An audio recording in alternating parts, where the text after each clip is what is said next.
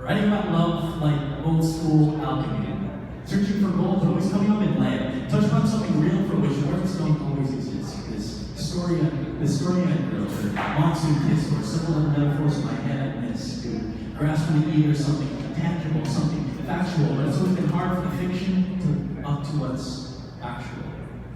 I still don't have words, or shining gold from the earth, or where she's found the being was where poetry was birthed. Sometimes it starts off as something small, this seedling of a thought that is planted in the garden of my mind, and before it's any time, it flowers. It takes days, months, or even just hours, and although I can tell if it's in season, I still got a reason to believe that this time it's right. Fruitful, maybe even beautiful. You see, when love comes, you don't even the least bit expect it. And when love comes, you don't even the least bit expect it. You know just what it is. The first time that I saw you walk through that door, my first thought was, damn, because you were just that beautiful. The second thought that I had was, I looked over at my friend and said, I don't care what else happens at this party, I need to know her. And so what I did was, I walked up to you, nervous as all hell and sweating, and I said, hi, my name is John, and I saw you smile at my name for the very first time.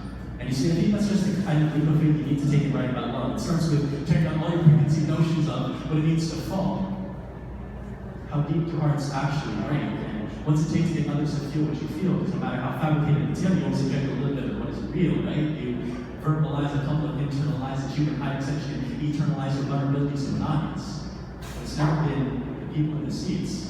The man on the stage who needs to be the most careful listener. Because after a while, you start to tear out all the flashy words and fancy rhymes and realize that you wrote an essay to say what only ever needed 3 words. I love you. I love you.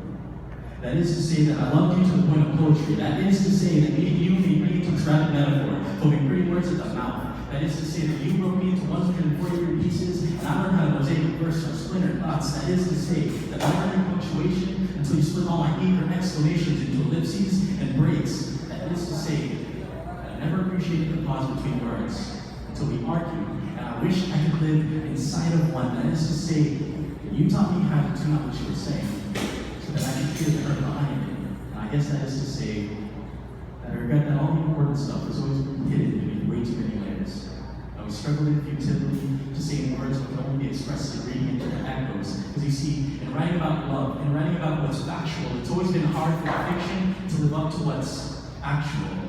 It's this cycle of redo and revise and reconstruct. And I swear to you, I've never had more eager use of my deep. I've tried to speak of our love, but my words have never felt worthy. Thank you. That's done. Guys, thank you so much. That is the end of